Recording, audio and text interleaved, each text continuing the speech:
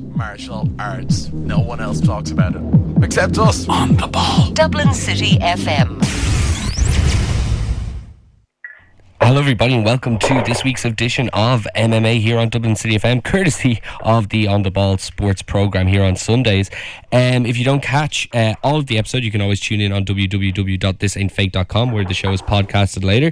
I'm joined as always by Kenny Murphy. Hi Ken. Hello my dear Marshmallow, how are you? Fantastic, all the better for hearing such a lovely affectionate greeting. Thanks. Oh, you're very How come I don't get it? I'm joined by always. I like to Because- think that I'm part of the team at this stage. Oh, of course you are. No, listen. This is I have to butter up Kenny because it went from a case where he was in studio every week to then just by the phone. And if I don't give him this kind of stuff, like, he'll just go. We got him in twice though, twice in a row. Yeah. No, you're getting offers from all sorts of different rival MMA outlets, aren't you, Ken? I do indeed, Neill. Yeah, my schedule is packed. Come again?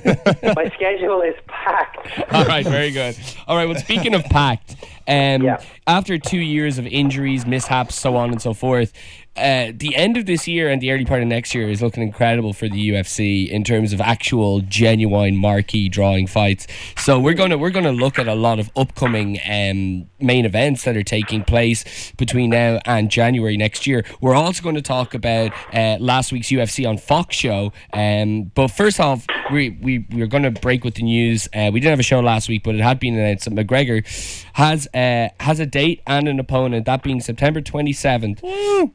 At UFC 178, and he's going against Dustin Poirier. And first question is, before we talk about Dustin, is this too quick of a turnover for your liking, Ken? No, because I think a lot of the times, when guys offer for 6-7 months, you lose your sharpness, whereas, Conor only had 5 minutes of fighting and he's getting back in the cage, straight back into a camp. He had the year off, which I'm sure he didn't want, and he's used to fighting frequently in Ireland. So, no, I think this is fine for him. Carried momentum with him, surely. Exactly, yeah. He'll have a lot of confidence coming into this fight. So no, I don't think this is a problem. I don't think the turnaround is going to be the issue. I think the challenge is going to be Dustin Poirier, who is, without any question at all, the best fighter Conor McGregor has ever stepped into an octagon with. Okay, so stylistically, how does McGregor go about this, and what is the biggest threat from Poirier? Poirier threatens everywhere. Is the answer to that. He stopped. His last fight, people probably know this. His last fight was also against Diego Brandao, the gentleman who Conor vanquished a couple of weeks back. And he also stopped him in the first round, so there's no problems there. But he's also been known to get submissions. He's a strong wrestler. He's strong everywhere in the game. When WEC merged with the UFC at the end of 2010, Jose Aldo was very much the man in the division, and everyone else was kind of just playing around underneath him. And there was a contest to see who are going to be the standouts, who's going to be the challenges for Aldo. And Poirier very much looked to be on the road to being one of them until he ran into Chan Sung Jung, the Korean Zombie, and lost that fight. And since then, he lost a decision to Cub Swanson. But you look at guys he's beaten like Eric Koch, Akira Corsani, Jonathan Brookins, Max Holloway, Josh Grisby. He's beaten a lot of real dudes, and it's hard to know where Conor wins this fight. I think if Conor's going to win it, it'll be in striking, but I don't think his striking is better than Dustin Poirier's. Yeah, no, there's no doubt that he is. I mean, the line. The line is for Poirier. Poirier is the favourite in this fight, but I do think that the momentum Conor has absolutely counts for something. Do you think all the training he's done with Gunnar Nelson has drastically improved his ground game?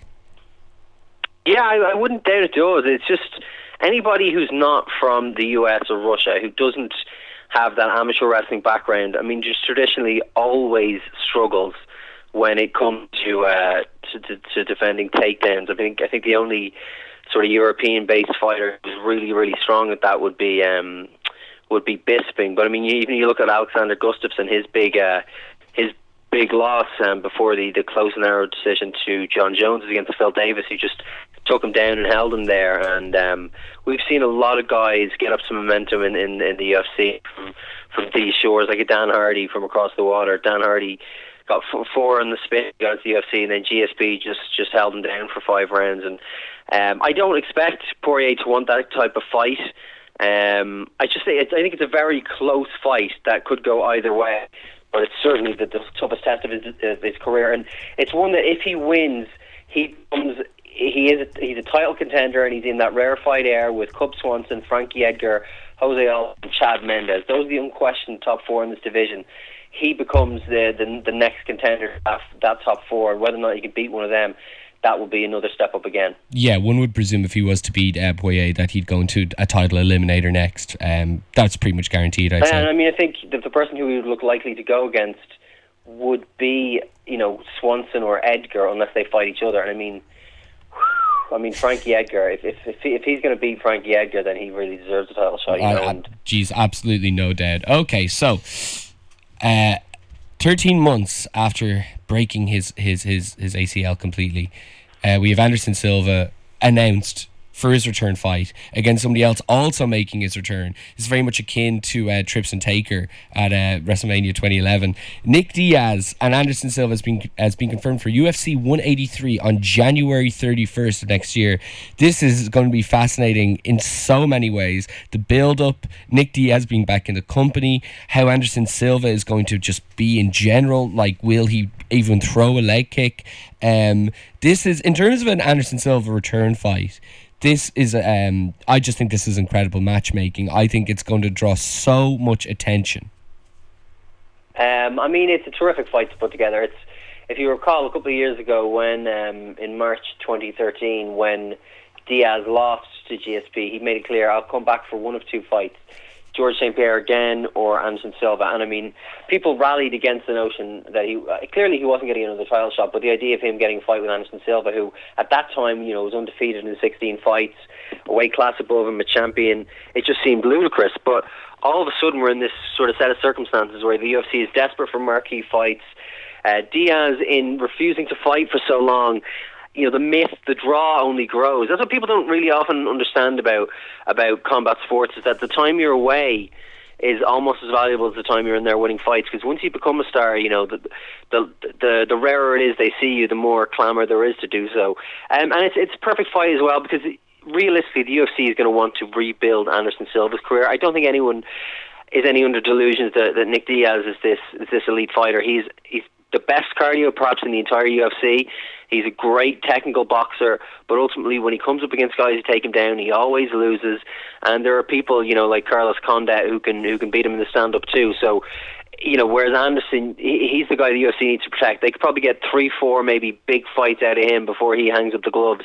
This will be number one, and if he wins, which I fully expect him to do, you can go back to Weidman, do a rematch there, or maybe GSP decides to get back in the cage. GSP has made noises about how he's up around 200 pounds now, so that's a fight you could do. There's plenty of fights that you could do for Anderson Silva that would make big money for the UFC if he can get past Nick Diaz. I will say on the other hand though, if he loses to Nick Diaz, to me that's the end of Anderson Silva. Yeah, I would have to agree with that. And if he does win, you can imagine everything going forward will simply just be a marquee fight. But it's a very good point you made about Nick Diaz and the fact that him coming back was already of great interest, regardless of who he was going against. So with them both returning, the theory of how can I miss you if you never leave kind of thing, Nick Diaz does feel like an absolute megastar, and he will when he starts, building up this fight properly. It's just a perfect way to start the momentum of 2015 for UFC. So when one door closes, another opens, and Alexander Gustafsson obviously was in line to try have another crack at taking John Jones' light heavyweight championship, which he came so close to the last time they fought. This was obviously there was a lot of toing and froing where the actual event would take place. They wanted to do it in Gustafsson's home country. Then there was rumblings about Vegas, and just before we supposedly had a date and venue announced, Gustafsson had to pull out, and we're bringing in Daniel Cormier. And for all intents and purposes, this is going to be a fight of two undefeated fighters, and even though the records might say different, but technically two actually undefeated fighters, which is something that we haven't had in UFC in a long time. And the fact it's for a title, and the fact that these guys have already kind of made their feelings towards each other known over the last year or so, this is a far more attractive fight, isn't it, than the Gustafsson-Jones rematch? I don't know. People are everywhere.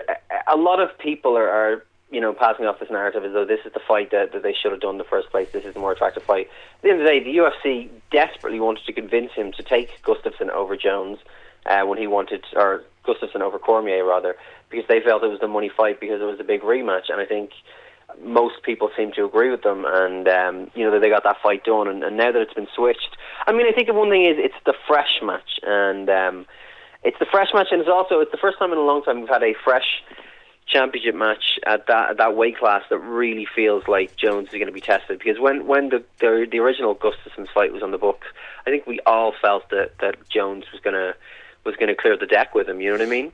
I mean, this is a fascinating actual fight. I mean, Cormier, he's going to be undersized, even though he's previously a heavyweight. He doesn't cut much weight because of his failure, his kidney failure in the Olympics several years back when he was cutting weight. So he only cuts from about 217, 215, 217. The actual day before the fight, he'll probably get in the cage about 218, 220. Jones will probably be closer to 230. He won't have the speed advantage that he had at heavyweight, so his striking might not be able to win the fight. But if he gets a hold of John Jones, can he take him to the ground? Can he, Donkey Kong ground and pound him? Can he hold him there? It's interesting. I tend to feel like Jones's gangliness, gives him kind of an advantage. He has athletic gifts that give him an advantage over every single fighter in the UFC. So I still favour John Jones, but it's a fascinating match. I have to say, when somebody says a tall person's gangliness is an edge over somebody, I just take it as a compliment that a tall person can be coordinated. And there's none more coordinated than Jones. It is going to look very interesting in the cage. How much height does Jones have on Cormier? How much height? I don't know. I think Daniel Cormier, I think DC is right around 6 foot, and Jones has to be about 6'6". And the reach is the big thing. Yeah, that's going to be insane. Who do you fancy in the striking, Neil? Oh, Jones. I really do. Yeah. Like Cormier will have to get into like dirty boxing kind of territory to actually land stuff, I'd say. It's 5'11" to 6'4", by the way, so there's about 5 inches. Yeah, and the reach, I'd say, is even more. The reach it's 13 inches from what I've read. 13 inches. That's absolutely but the thing is, you talk about dirty boxing. That's where Daniel Cormier really found a home against Frank Mir and Roy Nelson. So it's certainly something that he has. And I mean, even though he won't be the bigger guy, he may actually be quite strong just because he's very stocky. And so if he can get up against John, maybe that'll serve him well. And it's not as though Jones' fists are particularly vicious. He can land strikes, but he's never knocked anyone down, much less knocked anyone out with a punch. Yeah, well, it's more his elbows. Could you see this fight going to a points decision? I would expect it to go to a decision, yeah. It's going to be super interesting. But as you said, it's a fresh fight, and the idea that, we're having two undefeated fighters go for a belt, it's great. Looking forward Can I just say, by the way, sure. one thing about this. Of course I can. Had they agreed to do this in Sweden, which they really wanted to, but Jones wouldn't go for it, they would be well and truly snookered right now. Yeah. Yeah. I don't think tickets would have flown off the shelves for DC and Jones in Sweden at 4:00 in the morning. I think you're absolutely right. That would have been a bit of an issue, to say the least. Okay, so malfunction at the junction, Neil. Absolutely, spaghetti junction. Looking forward to another fight that is yet to be announced. Where are we at with Rousey in terms of the surgery, and is it looking like Gina Carano is going to be likely? Because it seemed that this deal was pretty much on the table and set to go ahead over the last 3 weeks. But last week, Dana White, when asked about it during a press conference, said, all I can say is it's getting complicated. So where are we at for Rousey's next fight? Because when you look between now and next January, she would be the biggest name to not actually have something announced yet. Yeah, I assume they're going to get that fight done. Taking time for her acting. Well, yeah. Well, obviously she might be doing some media for the Expendables 3. But is this is it a knee surgery, Ken, that she needs? Very minor. She's had it, and she's fine. She's back in training. It was just a scope. She's fine. Just a scope. Okay, perfect. So yeah, so we are looking towards the idea that it will be her and Carano, and you presume it to be when? December? No, January. The issue apparently is that Gina has a movie commitment, and whether or not she can get out of that in time is not clear. So we'll have to see what happens there. But certainly she wants the fight. UFC seems very keen to get it in January. I don't know why you wouldn't just leave it and do it maybe the end of February. And you've already got so many big fights in the interim. I suppose the January 3rd show doesn't have any huge fights yet, does it? What have we got? We've got December is sorry, Melendez, we've got December. We've got Weidman Belfort on the 6th. and Melendez, and who's Melendez fighting, Neil? Oh, Pettis. I don't think we've anything really for the January 3rd show. No, we don't. So I understand why they're pushing for that. Then yeah. Can I just point out there, I love the way you said Gina Carano, she's got movie commitments. It kind of reminds me of playing minor football. Can't go training because I'm studying for the Leaving Cert.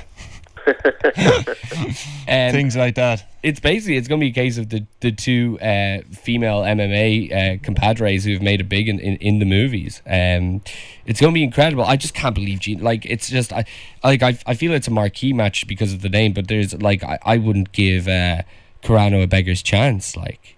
No, it's really just another, and that then it'll be interesting with Rousey, because when she does face heavier competition after that, when you look back over her last 2 fights, you can say, well, she was busy making movies, busy promoting movies, and she basically went against two people who didn't have a hope.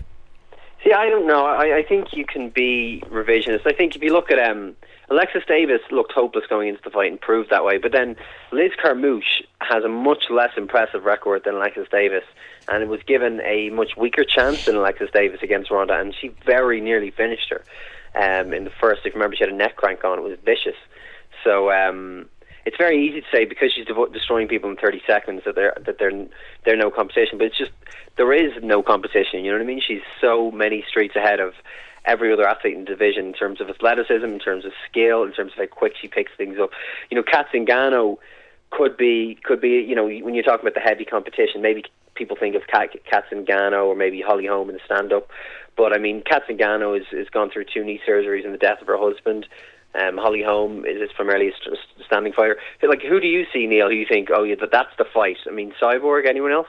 Yeah, but the Cyborg one in itself is kind of like, I don't even know. I just can't even see it happening. I actually just can't see her getting down to that weight.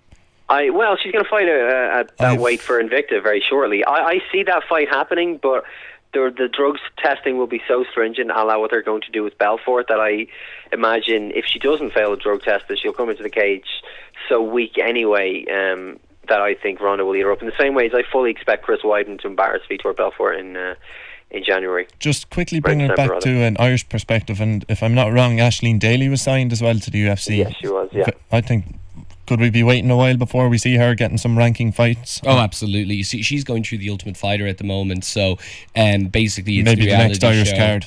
Yeah, well, she probably by all rights will be, but it's really going to be interesting to see how she does in that series. I mean, actually, the thing is that she's going to be fighting in the 115-pound division. So you talk about ranking fights. I mean, there's 16 fighters going into the Ultimate Fighter. I suppose they'll need the numbers, those are the top 16. There you go. I mean, if she even wins one fight, she's top 8. So, I mean, she could very well go to the final and win the whole thing. I don't expect her to. I think there's a few that are better than her there. But by no means is it, you know, she just being there is a vote of confidence in the UFC. They think she's elite in that weight class. It's a thin weight class, you know. Exactly. Well, listen, Ken, we're going to leave it there. I want to thank yourself. Very quickly before we do, sorry, I just want to get your opinion on this. And we were talking about it before. Conor McGregor and his new book. Is it too soon for him to be releasing a book? Just look at Premier League players. Rooney had a book at 21. Lewis Hamilton, I suppose, a book at 20. Oh yeah, no, this is part of the fame. You know what I mean? He'll have 5 books. He's riding on the crest of a wave at the minute, and he's taking full advantage. Absolutely. The answer to your question, Chris, is if the book sells, it was the right time. If it doesn't sell, then it's too soon. There you go. And it will. It absolutely will. It will. So it's the right time, you know. Well, thank you to Ken and thank you to Chris, and we will be back in 2 weeks' time, I believe, with all the news and reviews in the world of mixed martial arts, both home and abroad. If you missed this full podcast, Ken's gone. If you've missed this full podcast, you can catch it again on www.thisaintfake.com, and we'll be back around 4 o'clock Sunday, 2 weeks.